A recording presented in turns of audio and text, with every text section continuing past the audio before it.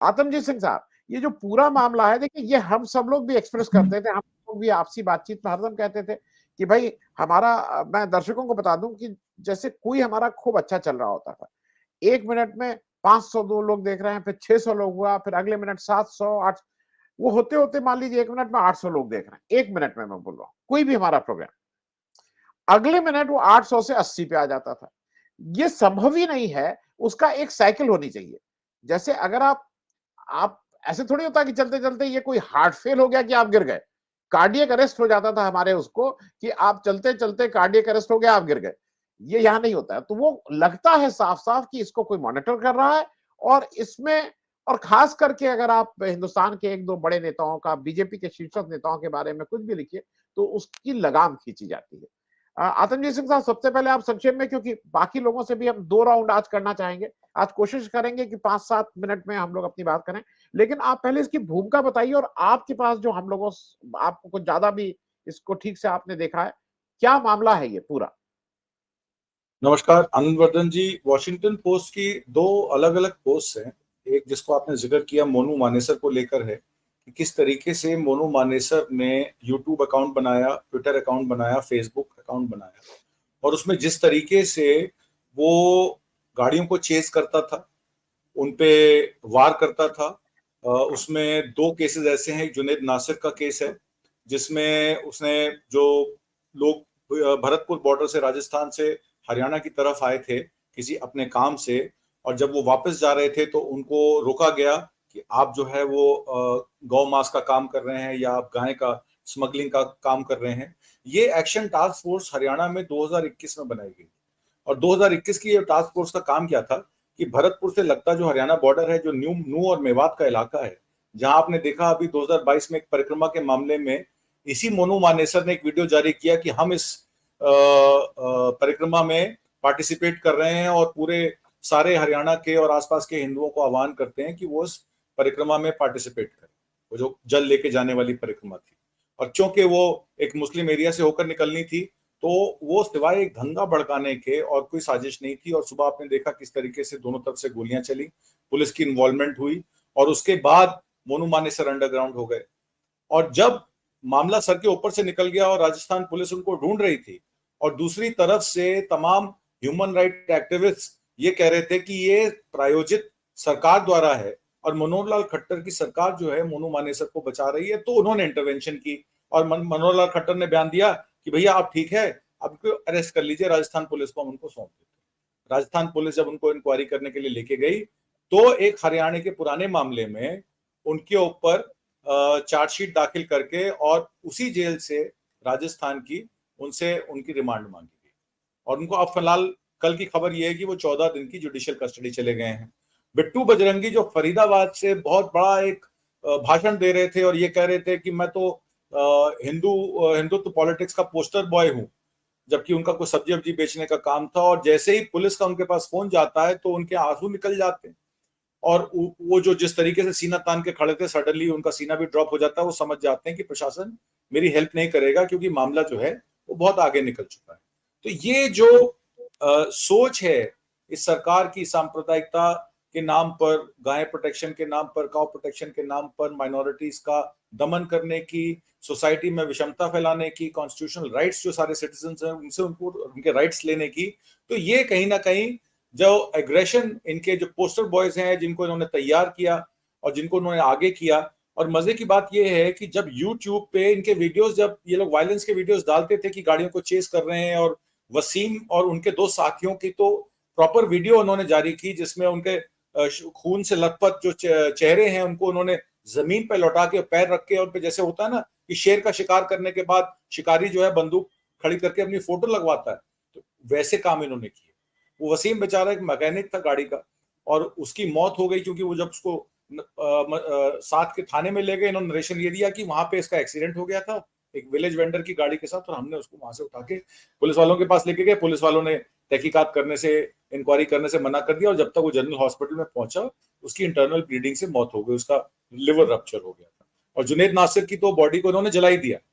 उनकी तो उन्हीं की गाड़ी में, बलेरो गाड़ी में उनको जला दिया ताकि एविडेंस ही खत्म हो जाए। उसके बाद ये आदमी अंडरग्राउंड रहा और अब जाके जब ये नू की वायलेंस हुई उसमें ये पकड़ा गया। ये तो एक सांप्रदायिकता का मामला है, काउ प्रोटेक्शन के नाम पर दंगे भड़काने का मामला है, जो वॉशिंगटन पोस्ट ने बताया। दूसरा जो मामला है वो थोड़ा ज्यादा सीरियस है। 2019 में मोदी सरकार ने ये कहा था कि अब कॉन्स्टिट्यूशनल चेंजेस लेके आएंगे और हम कश्मीर में आर्टिकल 370 को रिवोक करेंगे। वो आर्टिकल 370 रिवोक हो गया। अब उसके बाद ये हुआ कि वहां पे पीस कैसे लेके आई जाए, वहां जनरल इलेक्शंस कैसे कराए जाए, चाहे वो लोकल बॉडीज के हों, चाहे वो असेंबलीज के हों, चाहे वो लोकसभा के हों। तो उसमें ये कहा गया कि भाई अभी समय ठीक नहीं है, अभी नई दिल्ली का जो है वो डायरेक्ट रूल चल रहा है और जब तक ये चीजें सामान्य ना हो जाए हम भी इस हालत में नहीं कि हम उसमें इलेक्शन करा दें। फिर एक दिन पता लगता है कि फारूक अब्दुल्ला, उनके बेटे, और महबूबा मुफ्ती और जितने तमाम लीडर हैं हुर्रियत के, उनको नजरबंद कर दिया गया। लॉकडाउन में पूरे 2019-20 में ये लोग नजरबंद रहे, तो कोई डायलॉग ही ना हो पाए, ऑपोजिशन को डिमांड ही ना कर पाए और कोई ऐसी बात ही ना हो। इन द मीनवाइल, क्योंकि वहां पे डायरेक्ट दिल्ली का कंट्रोल था, वहां पे एलजी, मनोज सिन्हा बाद में, उनसे पहले दूसरे थे, तो वो एलजी की रिपोर्ट डायरेक्टली होम मिनिस्टर को होती थी। वहां पे इन्होंने कहा कि भाई अब जो है वहां इंडस्ट्री लगेगी, वहां बड़े बड़े कॉर्पोरेट हाउसेज आके वॉलनट की फार्मिंग करेंगे। तो कई सारे प्रपोजल उनके पास आए गए और कहा गया कि लैंड ग्रैबिंग के चक्कर में बहुत सारे लोग बंबई, दिल्ली, जो सत्ता के नजदीक है, वहां पे जाके एलजी को अपने प्रपोजल्स दे रहे हैं, प्रोग्राम दे रहे हैं, और एलजी पे पूरा राइट है वहां के गवर्नर पे कि किसी को भी कोई भी जमीन आवंटित कर दे, चाहे लीज पे चाहे सेल के, ताकि वहां पे कॉर्पोरेट स्टैब्लिशमेंट बन सके। लद्दाख में बात आई कि क्योंकि वहां पे एसेंशियल मिनरल्स हैं, वहां माइनिंग के लिए अदानी को और 2-3 लोगों को और बुलाया गया कि आप देखिए यहाँ बॉक्साइट माइनिंग का काम अगर आप कर सकते हैं। इन द मीनवाइल बहुत सारे फेक अकाउंट्स ट्विटर पे और फेसबुक पे खोले गए। उसमें जो हमारे देश की आर्मी है, उसमें चिनार कॉर्प्स जो वहां पे इंचार्ज है, और चिनार कॉर्प्स को टैग करके वो फेक अकाउंट्स ने बहुत सारे कश्मीरी जर्नलिस्ट पे अटैक किया, जो वहां पे लोकल, जैसे कश्मीरियत थी या कश्मीर वाला अखबार वाला था, जितने भी वहां के लोकल इंडिपेंडेंट जर्नलिस्ट थे,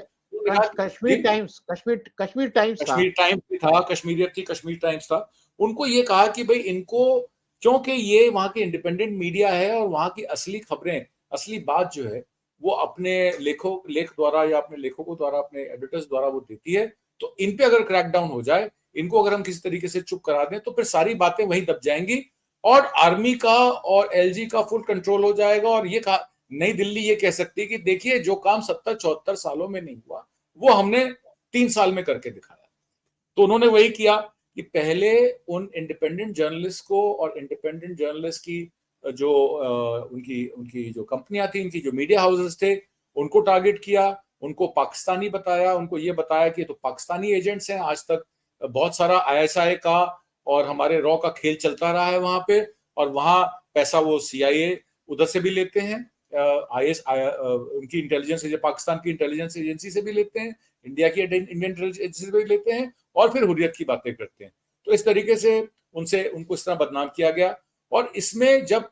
यूट्यूब चैनल के, या मेटा जो आपने बताया, फेसबुक और यूट्यूब चैनल की जो पेरेंट कंपनी है, उन्होंने देखा कि ये फेक अकाउंट्स हैं जिसमें तमाम तरीके से गलत खबर फैलाई जा रही है, और उस ट्विटर अकाउंट्स में एक चीज असाधारण ये थी कि सारे ट्विटर अकाउंट्स की जो लैंग्वेज थी, जो राइटिंग का, लिखने का जो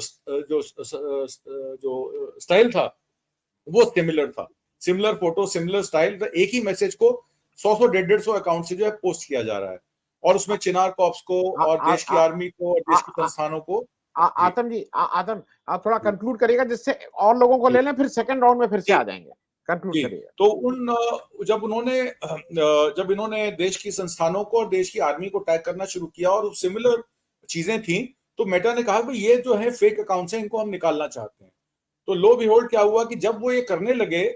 तो देश में उनका ये कहना है, जो इंडिपेंडेंट न्यूज वॉशिंगटन डीसी के थ्रू आई है, वो ये कहती है कि उन लोगों को धमकियां दी गई, अगर आप इन फेक अकाउंट्स को डिलीट करेंगे तो हम यहां से आपका फेसबुक, ट्विटर और यूट्यूब का जो आप यहाँ मोनेटाइजिंग करके पैसा कमाते हैं, धंधा करते हैं, हम सब बंद करवाएंगे। उनको धमकी दी गई। तो उन्होंने कहा ठीक है, अगर आप हमें ये सब नहीं करने देंगे तो हमें बाहर के लॉयर्स को लेके हमें फिर इंटरनेशनल कोर्ट्स में जाके ये बात को रखना पड़ेगा कि आप हमें काम नहीं करने दे रहे हैं। कहीं ना कहीं के बीच में समझौता हुआ और कुछ अकाउंट्स